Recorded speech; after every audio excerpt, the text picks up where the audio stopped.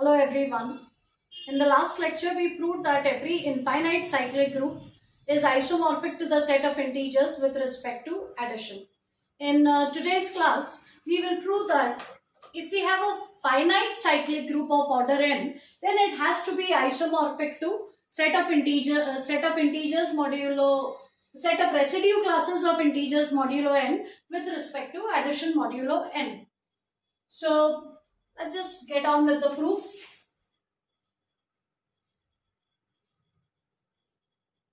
Let G be a cyclic group. When I say G is a cyclic group, it means that it will have to have some generator. So some element A of G is going to act as a generator.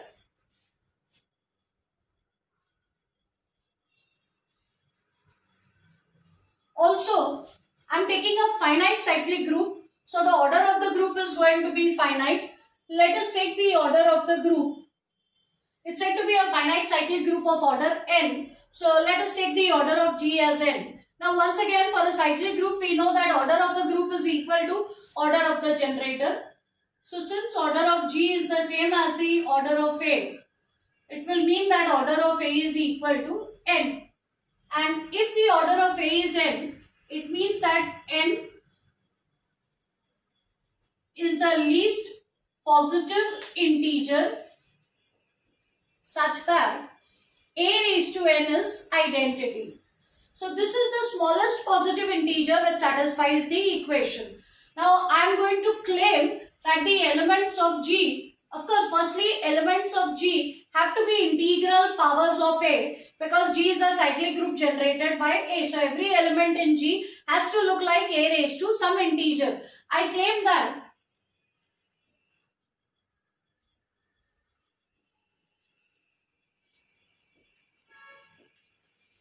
these are precisely the elements in G. Firstly, there are n of them. And anyway, the order of G is n. So G should have exactly n elements. All of them look like powers of A. So they are in G because every element of G has to look like an integral power of A. But of course, one has to make sure that no two of these powers are identical. It should not happen that two different powers give us the same element from in this set. So suppose I have a situation like this. If I take a power from 0 up to n minus 1 and I wish to prove that if r is not equal to s, then a raised to r will not be equal to a raised to s. So from 0 to n minus 1, if my powers r and s are different, then a raised to r will be different from a raised to s. So that we know that these are all distinct elements of G. So let us assume that a raised to r is equal to a raised to s. Now without loss of generality, let us assume that r is greater than or equal to s. Either they are going to be equal or one is going to be greater than the other. I take the greater one as r. Now let's multiply both sides by a raised to s inverse. On the left hand side, I do a little bit of arithmetic using laws of indices and I get a raised to r minus s. Whereas on the right hand side, an element multiplied by its inverse gives me identity. And here, r is greater than or equal to s.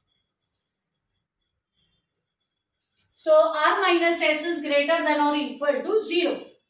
At the same time, r minus s, r is less than or equal to n minus 1. So r minus s, if anything, is only going to get smaller because s is also non-negative. So r minus s is less than or equal to n minus 1, means r minus s is a positive.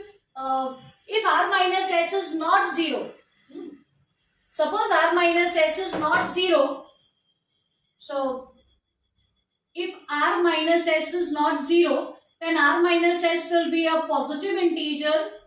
R minus s is smaller than n and a raised to this power is giving me identity, which is a contradiction because n was supposed to be the smallest positive integer which satisfies this equation. So if I assume that r is not equal to s, I get a contradiction. That means r has to be equal to s. So if a raised to r is the same as a raised to s, if a raised to r is the same as a raised to s, then r has to be equal to s. So again by a contrapositive, it will mean that if r is different from s, then a raised to r cannot be different from a raised to s. So all the elements in this set are distinct. There are no repetitions in this collection. So this is what my set G is going to look like if it is a cyclic group generated by A and order of the group is n. Now I wish to prove that this group is isomorphic to this group Zn with respect to addition modulo n. So let me also write down what are the elements of Zn.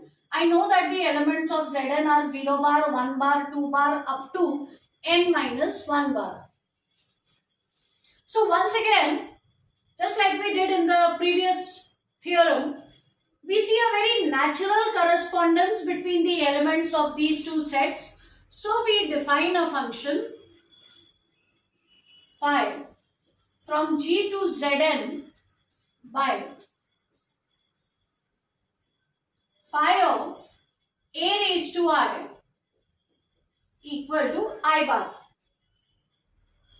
So I defined phi of a raised to I as I bar, and now I will prove that this function that we have defined is 1, 1, on 2 and a homomorphism.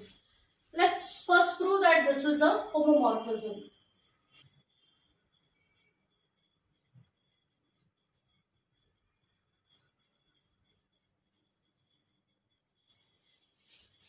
So let us first prove that this function is a homomorphism.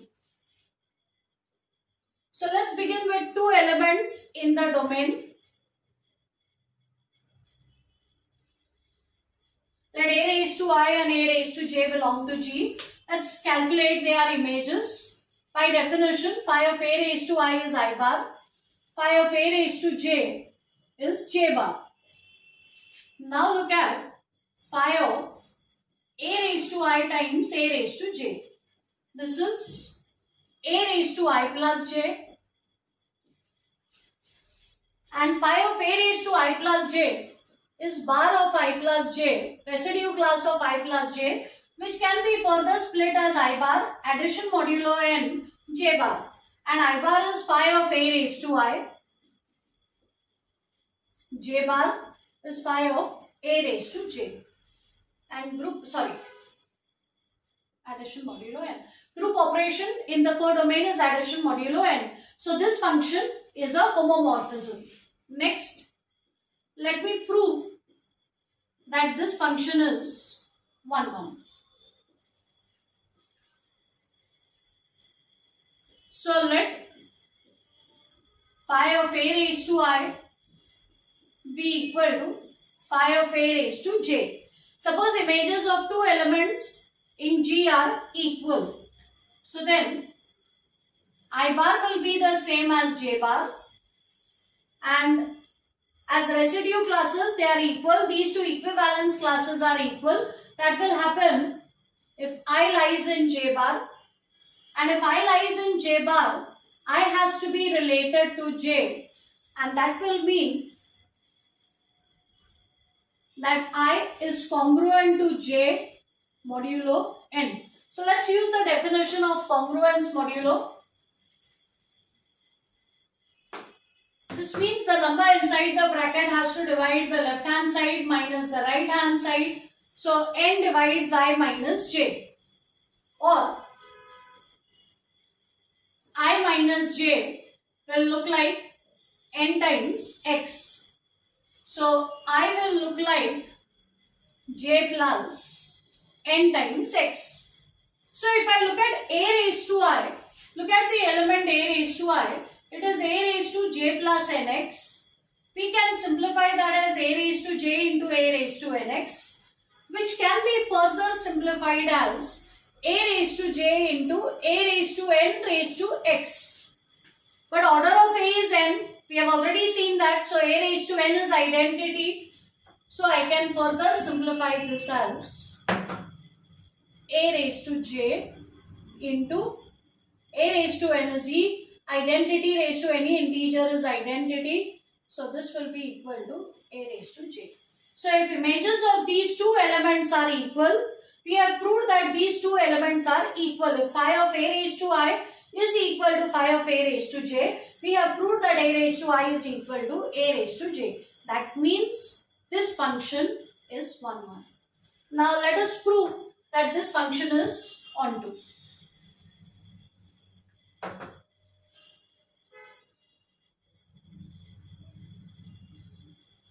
So I claim that this function is onto.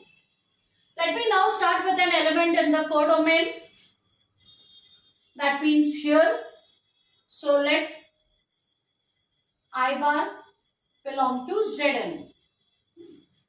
And I can always choose my representative to lie between 0 and n minus 1. So I will assume that I lies between 0 and n minus 1. So I bar lies in Zn and I can assume that I is between 0 and n minus 1. So now a raised to I lies in G. This is the corresponding element in the domain, and image of this element by definition is I bar. Even if I don't assume this will still work out. So image of this element is I bar, therefore the function is onto.